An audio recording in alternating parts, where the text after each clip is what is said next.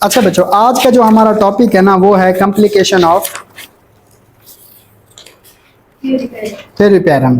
ठीक है, बेसिकली इसका मतलब है कि जब कोई डिलीवरी हुई है ना, ठीक है, या मतलब बच्चे की पैदाइश हो गई है तो उसके बाद क्या क्या कॉम्प्लिकेशन हो सकती हैं, वो आज हमने इस चैप्टर में क्या कर लेना है बच्चों, डिस्कस कर लेना है। ये बच्चों एक वो मुझे दे दो, ठीक है। अच्छा बच्चों, इसमें जो सबसे पहली है ना वो है बच्चों पेरिफेरल सेप्सिस। ठीक है, सेप्सिस का मतलब क्या होता है?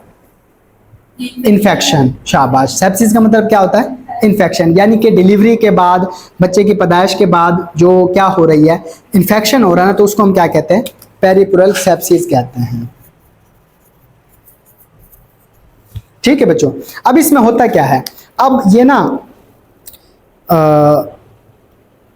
समझो कि जाहिर सी बात है कि जब डिलीवरी होगी ना तो जख्म वगैरह के होने के चांसेस होते हैं, तो वहां पे अगर कोई जरासीम को मौका मिल जाए ना तो वो अपनी क्या कर देता है, ग्रोथ स्टार्ट करा देता है, जिसको हम क्या कह रहे होते हैं? इन्फेक्शन कह रहे होते हैं। ठीक है। अच्छा बच्चों, इसकी ना फिर 3 इकसाम है। कौन कौन सी हैं? एक एंडो, ठीक है, एंडोमायो, समझ नहीं आई। हाँ ठीक है, एंडोमायो और पैरा। ठीक है। अच्छा, एंडोमेट्रिटिस मतलब जो बच्चादानी है उसकी अगर अंदरूनी दीवार में अगर इन्फेक्शन होगा तो उसको हम एंडो कहेंगे। ठीक है। और जो मसल्स वाली पट्ठों वाले हिस्से में होगा तो उसको हम क्या कहेंगे? मायो कहेंगे। मायो का मतलब भी पट्टे होते हैं। और पैरा मतलब जो बच्चादानी के इर्द गिर्द अगर होगा तो बच्चों उसको हम क्या कहेंगे? पैरामाइटिस कहेंगे। ठीक है बच्चों, अब ये हो गया। अब इसमें क्या हो सकता है कि काजेटिव एजेंट कौन कौन से हो सकते हैं? जाहिर सी बात है, इन्फेक्शन होने के लिए उसके एजेंट्स भी तो चाहिए ना। इसमें बच्चों आपको इकोलाई सबसे आम है।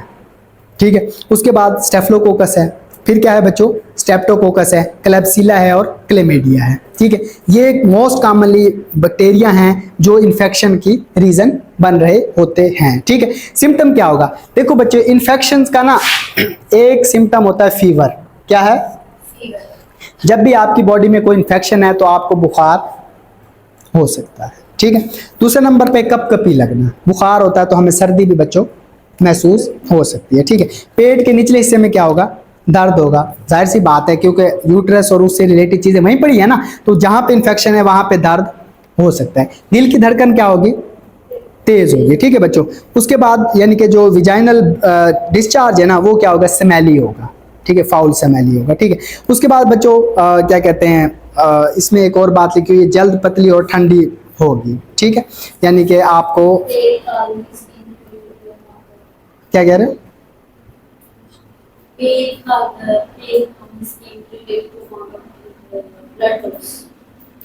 नहीं, अभी भी समझ नहीं आई।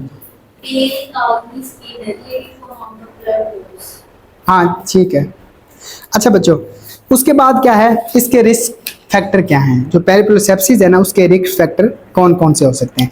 ये डिपेंड करता है कि कौन सी टाइप की डिलीवरी हुई है। अगर बच्चों नॉर्मल डिलीवरी हुई है ना तो इसका मतलब है कि रिस्क लो है। ठीक है। अब जो सिजेरियन है ना वो 2 टाइप के होते हैं, एक प्लान्ड होता है और एक क्या होता है? अनप्लान्ड होता है। प्लान्ड का मतलब है कि आपको ऑलरेडी पता था कि नॉर्मल डिलीवरी नहीं हो सकती, सिजेरियन होगा तो चीजें बड़ी अच्छे से हम मैनेज कर सकते हैं, तो उसमें भी चांसेस मॉडरेट होंगे, दरमियान वाले होंगे। ठीक है। और एक है अनप्लान्ड सी सेक्शन, इसमें क्या होगा? बहुत हाई होगा, इसमें इंजरी के चांसेस भी क्या होंगे? बहुत ज्यादा होंगे। ठीक है। हाँ वही। ठीक है। अच्छा, इसके अलावा कुछ और रिस्क फैक्टर हैं, उसमें क्या हो सकता है कि अगर प्रेगनेंसी बच्चों एक बड़ी उम्र की औरत में है ना तो उसमें भी सेप्सिस के चांसेस ज्यादा होंगे। ठीक है बच्चों। उसके बाद ओबेसिटी, अगर औरत मोटी है, ठीक है, यानी कि वेट उसका काफी ज्यादा है तो तब भी चांसेस ज्यादा होंगे। ठीक है। उसके बाद ब्लड प्रेशर हाई है तब भी चांसेस ज्यादा होंगे। एनीमिया में भी चांसेस ज्यादा होंगे। अगर उसका इम्यून सिस्टम कंप्रोमाइज है तो उसमें भी चांसेस क्या होंगे? ज्यादा। हाँ, खून का अगर जो एचबी है ना वो एक मिकदार से कम हो तो उसको हम एनीमिया कहते हैं।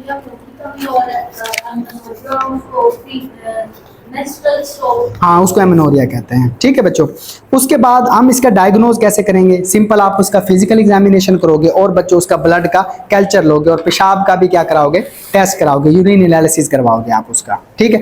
अब आपको पता लग गया तो इसकी मैनेजमेंट कैसे करोगे? सबसे पहला काम है कि पेशेंट को कहाँ एडमिट करना? हॉस्पिटल में। हाँ, एडमिट करेंगे उसको, फिर उसको ऑरल फ्लूइड देंगे।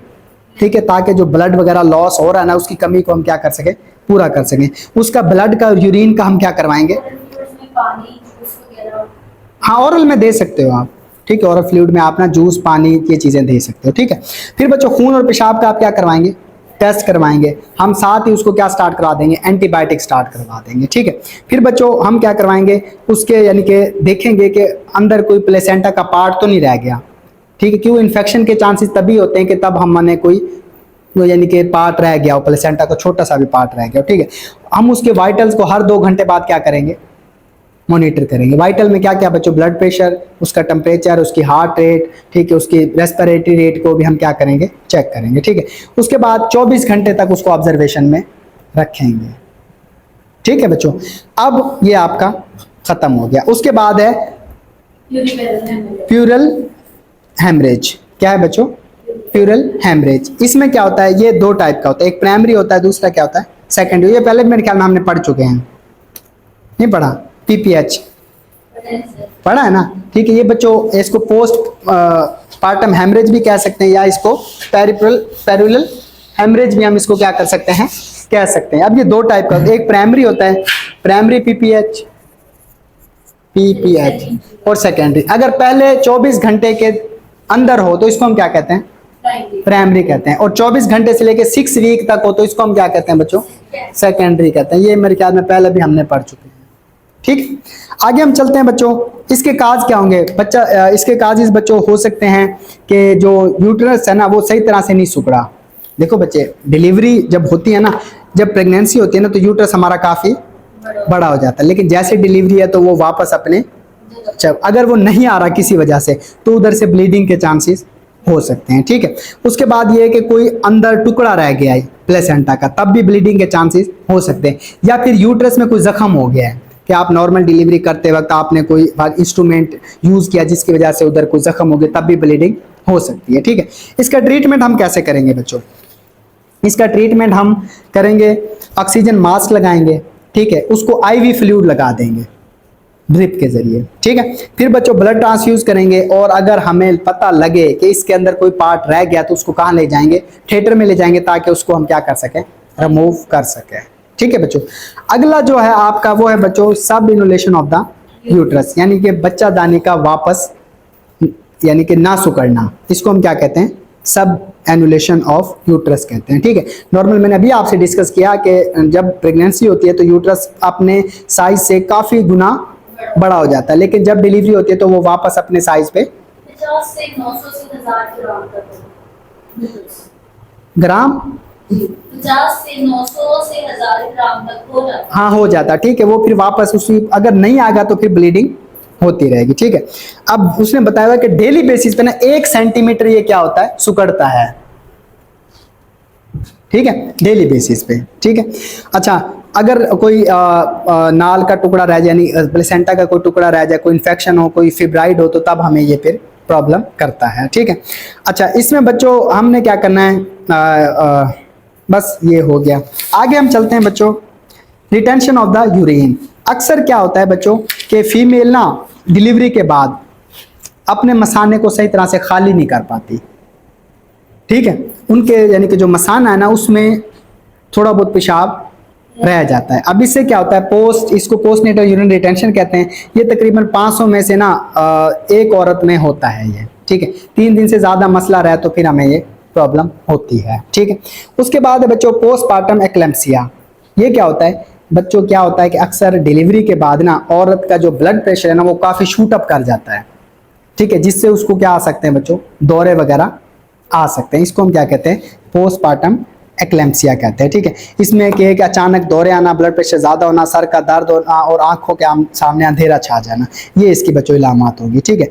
उसके बाद बच्चों कुछ कंडीशन है ब्रेस्ट के रिलेटेड, ठीक है। ये हमने जितनी भी पढ़ी थी ये किससे रिलेट कर रही थी, यूट्रस से रिलेट कर रही थी, ठीक है। अब कुछ हैं जो बच्चों ब्रेस्ट से रिलेट करते हैं, किससे, या सही तरह से लिख भी नहीं रहा, ठीक है। इसमें सबसे पहला है गैलेक्टोरिया, ठीक है। अब ये क्या होता है कि जो गैलेक्टोरिया है ना, ये कि दूध पिलाने, यानी कि जो फीमेल है ना, डिलीवरी से रिलेट है, प्रेगनेंसी से या ब्रेस्ट फीडिंग जिसमें मिल्क प्रोडक्शन होती है, ये उससे रिलेटेड नहीं है। यानी कि विदाउट प्रेगनेंसी ना, ठीक है, दूध आना शुरू हो जाता है, ठीक है। ये है गैलेक्टोरिया, ठीक है। इसकी वजूहात क्या होती हैं? हमें पता है कि बच्चों मिल्क के लिए क्या जरूरी है? एक हार्मोन पढ़ा था, क्या पढ़ा था? प्रोलैक्टिन। क्या पढ़ा था बच्चों? प्रोलैक्टिन। वो कहां से आता था? हमारे पिट्यूटरी ग्लैंड से। कोई ऐसी रीजन हुई कि पिट्यूटरी ग्लैंड में कोई रिसोली बन गई, ठीक है, तो वहां से ऑटोमेटिकली यानी कि प्रेगनेंसी डिलीवरी नहीं हुई, वो सिक्रीट होने लग गया। क्या बच्चों? प्रोलैक्टिन। अब प्रोलैक्टिन सिक्रीट होगा तो इसने क्या करना है? तो जाहिर सी बात है मिल्क प्रोडक्शन करनी है इसने। दूसरे नंबर पे बच्चों बाद अद्वियात होती हैं जिस तरह हाई ब्लड प्रेशर की या एंटी डिप्रेसेंट वगैरह, उनकी वजह से भी ये हो सकती है, या थायराइड की खराबी की वजह से भी हो सकती है, किसी गुर्दे की बीमारी की वजह से भी ये हो सकती है वजूहात। अब इसकी अलामत क्या होंगी? एक माहवारी, क्या कहते हैं? समझ नहीं आई। ये इनकी नॉलेज में है ना, इंटीरियर ट्रॉमा तो जो स्पाइनल कोड के ऊपर जो है यूजिंग द होल्स, इसको क्या कहते हैं? यूज ऑपियोइड बच्चों, मॉर्फिन वगैरह का इस्तेमाल करना। ऑपियोइड कहते हैं कि जो दर्द कुछ दवाएं होती है ना, मॉर्फिन वगैरह, उनको ऑपियोइड कहते हैं। पेन किलर तो एनसिड होते हैं, वो भी पेन किलर ही होती है, लेकिन वो एनसिड से अगली क्लास होती है ऑपियोइड की, जिसमें मॉर्फिन वगैरह आ जाती है, ठीक है।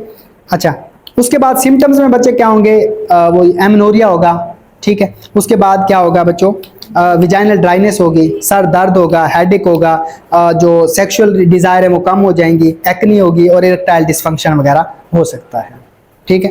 हालांकि ये मेल में होना चाहिए, फीमेल में इसका कोई ताल्लुक नहीं होता। अगली बच्चों कंडीशन है मेस्टाइटिस। क्या है बच्चों? सर ये तो इनका हार्मोन्स की चेंज की वजह से हो रहा है ना, अपने जो सिस्टम्स हैं। कौन सा बच्चों? ये जो आप कह रहे हैं न्यू रेगुलर सेल्स प्रोटीन और इरेक्टाइल डिसफंक्शन, हाँ हाँ, ये है ना, नहीं आखिरी सिर्फ जो इरेक्टाइल डिसफंक्शन है ना, वो मेल में होता है, फीमेल में मेल वाला ये भी है। नहीं। ये तो रिलेट करता है ना, सिर्फ एक जो चीज है ना जो इन्होंने यहाँ लिखी है ना, इरेक्टाइल डिसफंक्शन, ये नहीं होना चाहिए फीमेल में। ऐसा तो नहीं है कि प्रोलैक्टिन की ज्यादा अपनी दार से क्लीन हो रही है, उस वजह से हो रहा है। नहीं नहीं नहीं बच्चे, इसका ताल्लुक ही नहीं है। इरेक्टाइल डिसफंक्शन और चीज होती है, ठीक है। आगे बच्चों मेस्टाइटिस। क्या है मेस्टाइटिस? इसे कहते हैं इन्फ्लेमेशन ऑफ ब्रेस्ट। इसको हम क्या कहते हैं? इन्फ्लेमेशन ऑफ ब्रेस्ट, यानी कि ब्रेस्ट की सोजन होगी, इसको हम मेस्टाइटिस कहते हैं। ये ज्यादातर दूध पिलाने वाली माओं में होती है, ठीक है। इसकी रीजन क्या होती है बच्चों? इसकी रीजन होती है कि जो मिल्क वाली डक्ट है ना, वो ब्लॉक हो गई है, ठीक है। उसके अंदर जरासीम घुसा और उसने सोजन और इन्फेक्शन काज कर दिया, ठीक है। इलामात बच्चों क्या होंगे इसमें? छाती सुर्ख और गर्म होगी, सूजी हुई होगी, बुखार होगा, दर्द होगा, कमजोरी होगी, ठीक है। इलाज क्या है? एंटीबायोटिक। दूध पिलाना जारी रखें, गर्म सिकाई करें और आराम करें, ठीक है। उसके बाद है बच्चों एंटीबायोटिक, क्योंकि इन्फेक्शन है ना, उसके लिए एंटीबायोटिक देंगे हम। ये हम बाद में डिस्कस करेंगे कौन सी देनी है कौन सी नहीं देनी, ठीक है। उसके बाद है ब्रेस्ट अब्सेस। इसमें क्या होता है कि छाती पे कोई जख्म यानी सॉरी फोड़ा टाइप हो जाता है। उसमें ये विटामिन और फ्लैजेल और इसके साथ आपने बताई थी एक और आपने बताई नोविडेट, ये भी इस्तेमाल कर सकते हैं। हाँ यही करवाएंगे, ठीक है। अच्छा, उसके बाद है बच्चों ब्रेस्ट अब्सेस। इसमें क्या होता है कि छाती पे कोई फोड़ा बन जाता है। इसकी वजह क्या है? ये अगर मेस्टाइटिस का इलाज ना करें ना, तो बैक्टीरियल जो इन्फेक्शन है वो क्या हो जाएगा? फैल जाएगा, वो फैल जाएगा, ठीक है। छाती सख्त हो जाएगी, गांठ बन जाएगी, उसमें बुखार होगा, बहुत तेज दर्द होगा। इलाज इसमें क्या है कि हम ना सर्जरी की यानी कि थोड़ा सा कट करके ना वो जो अब्सेस बना है ना उसको निकालेंगे, ठीक है, और साथ में एंटीबायोटिक देंगे, उसकी सफाई करके ये फिर चीजें ठीक हो जाएंगी, ठीक है। अगला बच्चों आपका टॉपिक है क्रैक निपल्स। सर यहाँ नीडल का लिखा हुआ है, नीडल एक सुई से भी हो सकता हाँ, अगर देखो छोटा है तो सुई से, ठीक है, लेकिन अगर थोड़ा सा बड़ा है तो आप कट करके उसको निकाल सकते हैं।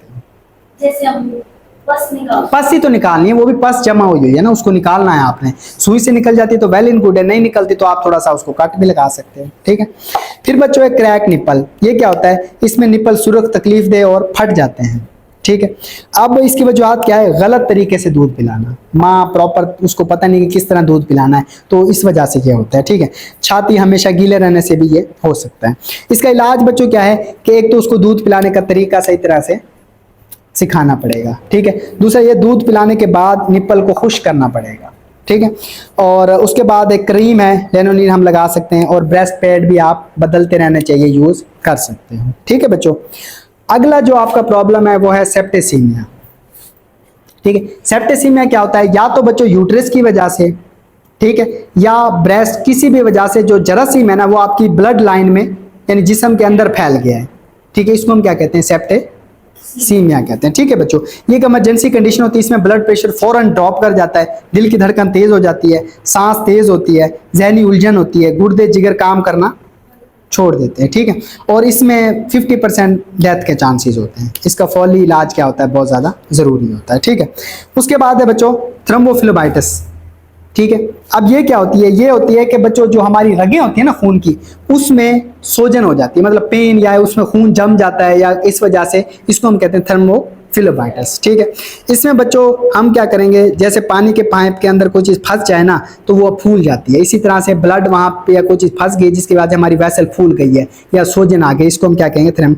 टांगों में दर्द होना, सोजन होना, गर्मी महसूस करना, और रगें क्या हो जाती है, सख्त हो जाती है।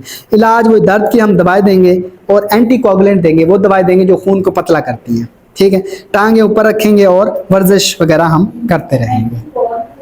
हाँ, वो वाली दवाएं जो खून को पतला करती हैं उनके एंटीकोगुलेंट कहते हैं। ठीक है बच्चों, हाँ हाँ, ये पेन किलर है, एनसेड्स वगैरह। ठीक है, आगे बच्चों आपका है वीवीएफ। क्या है, वीवीएफ या आरवीएफ, दोनों मिलते जुलते हैं, वेजो विजाइनल फिस्टूला। ठीक है, इसमें क्या है, मसाना और विजाइना के दरमियान एक गैर फितरी रास्ता बन जाता है। ठीक है, जिससे क्या होता है, पेशाब मुसलसल टपकता रहता है। इसकी वजूहत क्या है, कोई लंबी और मुश्किल डिलीवरी हो, ऑपरेशन के दौरान कोई जख्म हो गया हो, इलामात में क्या है, पेशाब का काबू नहीं रहेगा और पेशाब मुसलसल टपकता रहेगा। ठीक है, हो सकता है। ठीक है, मैं ओपनिंग हो जानी, ठीक है, विजाइना और मसाने के दरमियान। ठीक है, उसके बाद है आरवीएफ, ये होता है रेक्टो विजाइनल फिस्टूला। ठीक है, इसमें क्या होता है, इसमें आंत और जो विजाइना उसके दरमियान एक गैर फितरी रास्ता बन जाएगा। ठीक है, तो फिर क्या होगा कि विजाइना से गैसेज और पखाना निकलता रहेगा, इन्फेक्शन हो सकता है, ऑपरेशन से रास्ता हम इसको बंद कर देते हैं। ठीक है, एंड पे है प्यूरल साइकोसिस। बच्चे की पैदाइश के बाद अक्सर माएँ जहनी मरीज बन जाती हैं, इसे हम साइकोसिस कहते हैं। ये तकरीबन 1000 में से एक मदर इसमें वो होती है, इफेक्ट होती है। इलामात क्या होंगी, उलझन होगी, ठीक है, बेहोशी की कैफियत होगी, गैर हकीकी बातें करेगी, बहुत या कम, ये बहुत ज़्यादा बोलेगी या बहुत कम बोलेगी। ठीक है, इलाज हम हॉस्पिटल में ले जाएंगे, नफ्सियाती दवाएं देंगे और साइकेट्रिक से उसका क्या करवाएंगे, इलाज करवाएंगे। ठीक है।